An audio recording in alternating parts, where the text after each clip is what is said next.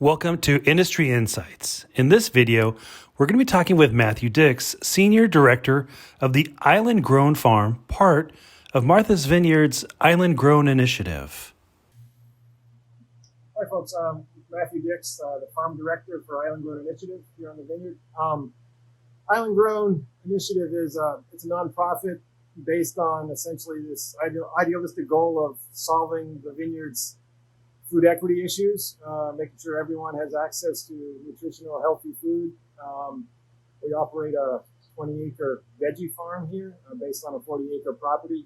We have a mixture of hydroponic growing, regenerative outdoor growing, low impact, no-till operations going. We have school teachers in all the schools out here. We operate a food pantry, a mobile market. We try to get all aspects of the actual food web on the vineyard. The nice thing about the vineyard, it's a small island. Essentially, our mindset is to sort of solve our own problems, even though we obviously have boatloads of trucks hauling us food from the mainland to the vineyard every day and a ton of our trash leaving. Those are issues that IGI works slowly and methodically to try to reduce our dependence so much on the mainland, and also just prove to people and to kids that, you know, anything is possible, and that, you know, given the right mission and right integrity and learning, that we can craft a system to produce healthy food for everyone. That's what we're trying to do.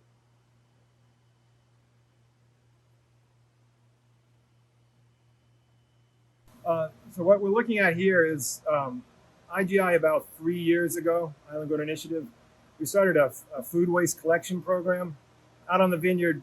You know, again, I said earlier, we're a small island, so anything we consume, we don't like to deal with our own trash, so we ship it all off island, which I personally had a hard time with, and my board had a hard time with. So we initiated a food waste collection program. Obviously, a lot of cities and a lot of communities around the country are doing the same thing. We're doing it and composting it ourselves right here on site and making soil. Part of this greenhouse is hydroponics, meaning that it's growing in nutrited water.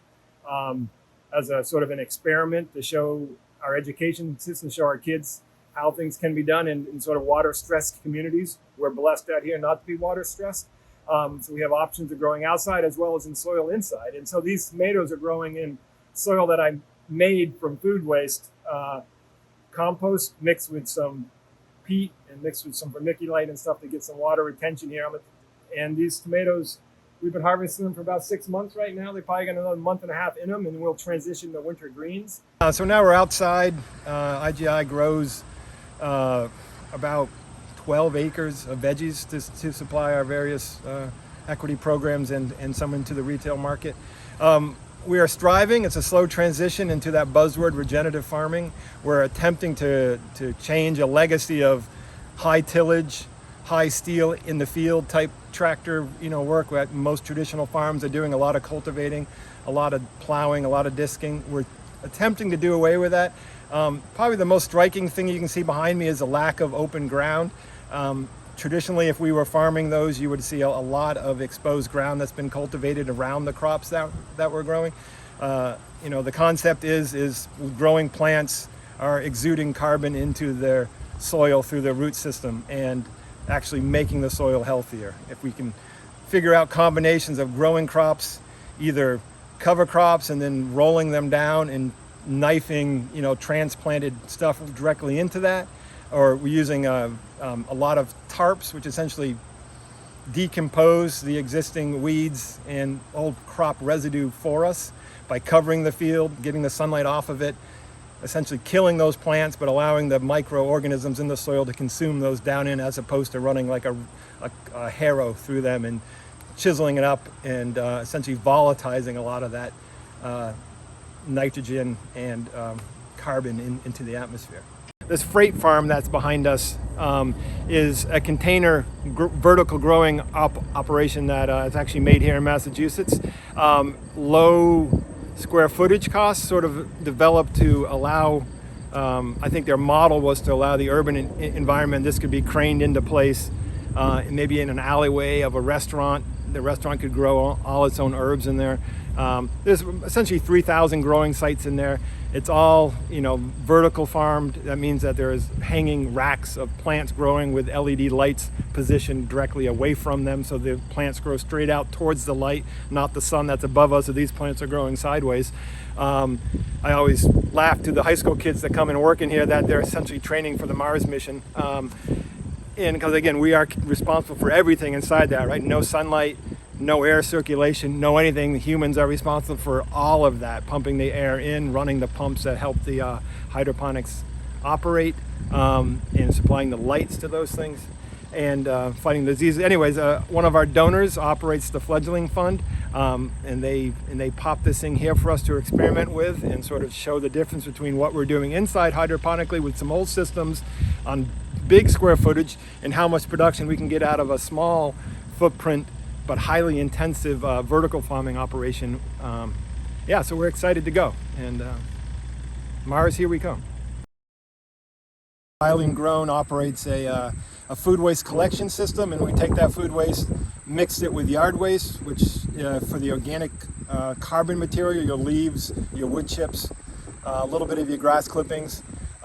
They get mixed in with the food waste, creating a recipe for compost, which what you see, the windrows behind me are composts, are composting and curing, in the curing phase of that.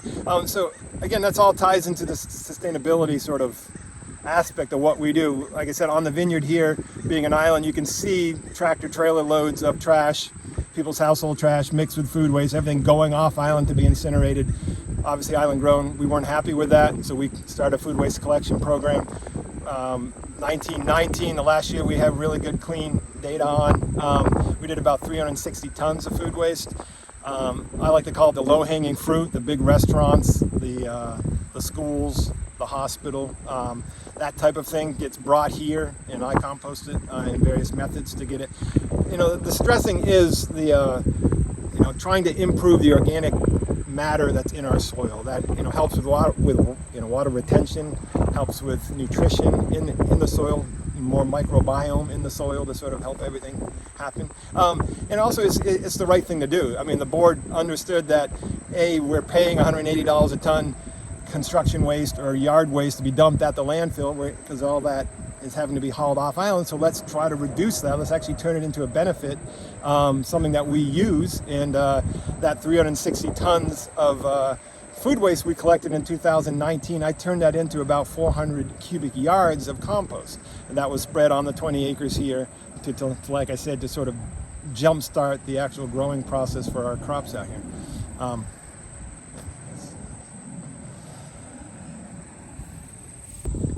Out here on the vineyard, we're a small island, so even when we go to the mainland, we always refer to it as going to the real world because we consider ourselves a little bit of utopia, a little bit of not reality out here, good or bad. We obviously have the same issues, the same problems. It's just it's a mindset of a little body of water separating you. And what we do, and what's the benefit of being a nonprofit is, and my board appreciates this and really wants us to take their donor money and experiment with it, right? Try to improve our community, but trying to improve our community, understanding that we're a community in a much bigger, global world, and how can we experiment and potentially, use donor money to enhance or not take the risks that that small farmers may not be able to take because they have to put food on the table. Not to be too dramatic about the whole thing.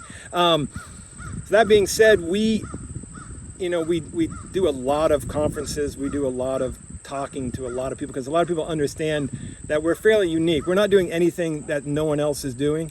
And my director just asked me the other day, like, can't we partner with a university or partner with someone and do some scientific research? And I really was actually saying that the thing that is most valuable about what we do is not the science. A university is going to be able to do much better science than we're doing here. The thing that makes us unique is our social connection with these different programs and how we work them into a community here, but also that's transferable to how they work into the community elsewhere, right? There are obviously tons of farms growing food for the food pantries. that in their communities. There's a tons of people doing food waste composting, trying to, there's a tons of everyone doing something that we're doing here a lot better. We're just attempting to tie it all into our community. We're educating, even on the preschool level here. We're getting kids to understand where their food comes from, where it goes when it's done, and how that actually ties back into, their parents working in the restaurant system here, or all that sort of stuff. We really are trying to make it a full, in a full circle, and that's really where our value is. It's not, like I said, it's not on the cutting edge science, or it is just our connection and showing the world that connections matter. I think that's our thrust. Equity for us means making it, healthy food available to everyone, right? We don't want our food pantry to be the traditional boxes and cans and stuff that expires in 6 years, stocking 90% of the shelves. We really want to have people that are forced to use the pantries to have the same experience as you would going into a local grocery store. We want the veggie aisle of that pantry to be comparable, equitable. We want it to be a level playing field for people that that may not have the opportunity to do that, or the shut-ins. We make prepared meals at home. If you've ever seen the Meals on Wheels program, which is an amazing program, it's federal money and federal guidelines for producing food that these people have to eat, and it is not something that you want your grandmother to be on long term. We make prepared meals here using our produce, grown here, made by chefs that are out of work for the pandemic, or just our donors are paying them. So these aren't necessarily people that are used to doing institutionalized food. These are people that are craftsmen and understand that regardless of your economic situation, or if you're a shut-in or not, you have taste buds and you're able to eat nutritious food. And so stuff like that, small steps like that, really make the equity in our mission hit home. So we do view everything we do through the lens of climate change here, as most of the world is waking up to, and obviously has to, whether they want to or not. Everything we do is related to climate change. We really focus. That's sort of the the guiding principle behind our whole regenerative farming movement. We are very aware of the importance and the actual impact that modern agriculture has on climate change, whether it's through increased water usage and the water issues that the world has experienced. Agriculture, obviously, the major contributor to that. That's why we experiment with the hydroponic systems here, which is obviously low water usage. We understand that sequestering carbon by growing, more cover crops is a great thing. We understand that increasing the soil's organic matter through composting is a great thing for sequestering available carbon into the soil.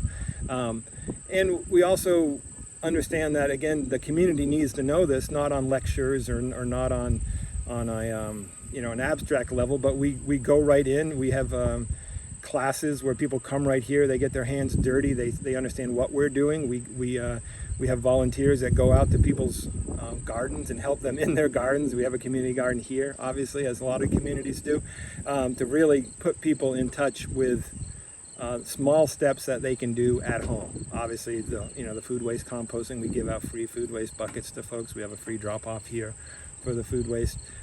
Just showing people, again, there are little things. It's a huge world out there. It may feel that it doesn't matter, but then obviously, it's a huge issue that takes little steps to fix.